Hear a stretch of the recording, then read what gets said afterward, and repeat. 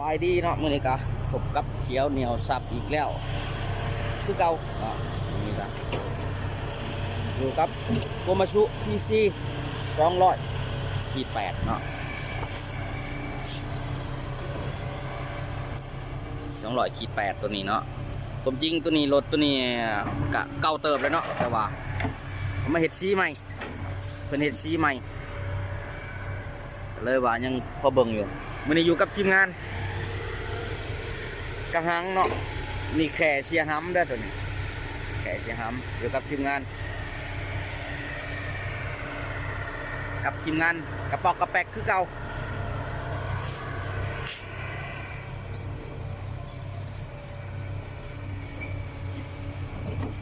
นี่เนาะแข่เสียห้ำโอ้มื้อนี้ลมแห้งหลายมื้อนี้ลมแห้งหลายมื้อนี้โอ้บ่อยากไหวแกเสียหำถอยเสียบเลย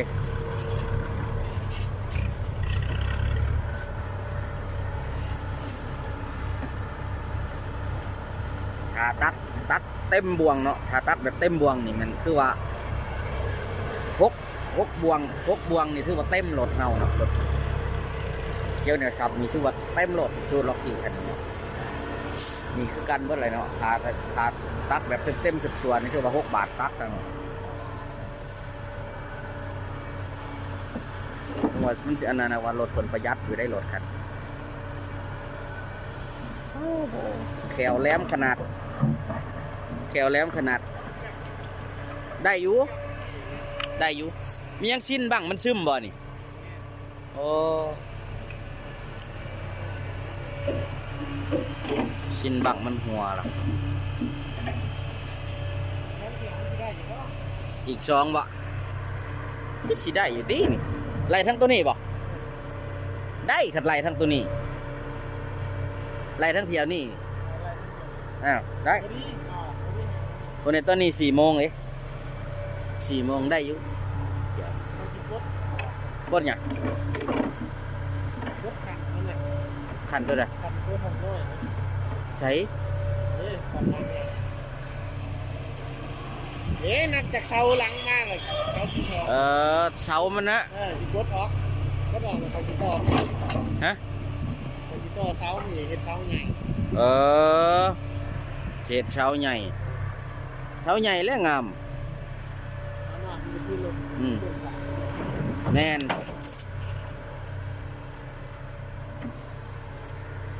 เต็มเลยพอไปก่อนโอ้ใส่เต็มกล่องเลยนักเลยมื้อนี้เดี๋ยวนี่นักเลยเดี๋ยวเขาไปเบิ่งกระหังโอ้บ่เบิ่งกระยากระหังหน้างานเขามันโหดมื้อนี้ก็ดึงกระหังคิ้วขาดหมดโอ้ยมาเที่ยวที่หาวังรอบเที่ยงก็สิพักจมเองอีกโอ้โหดินมันบวมดินมาน้ำเนาะพอกระหังแล้วเนาะหน้างาน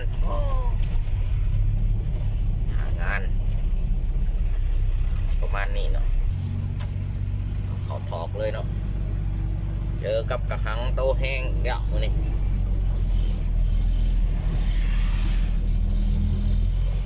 กระหังเนาะเช้านี่กระหังลมโอ้กระหังลม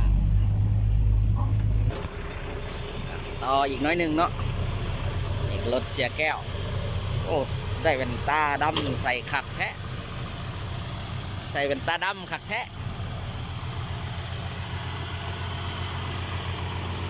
คือได้เป็นตาขักแท้หมวกก็ไม่ใช่หมวกที่ขับฮะโอ้เฮียนพาไปเฮียนได้ไหมฮะแล้วเขามอบเวียกให้หรือเปล่าฮะเย็นมือเดียวนึงได้หมวกกับเสื้อแหละโอ้ใครแน่เลยนี่โอ้จักเที่ยวเลย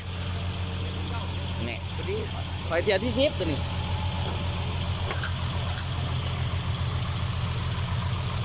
โอ้มันนี่บังรถเสียแก้วตักทีมงานกระปอกกระแปกเข้านี่ละ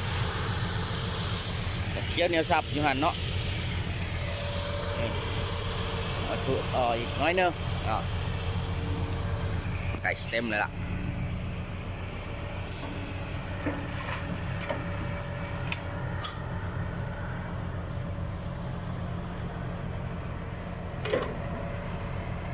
บังไฮโดรลิกชุ่มเลยเนาะบัง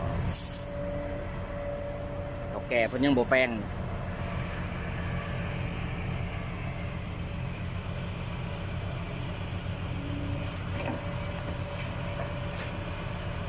เต็มแล้วรถเสียแก้วเนาะ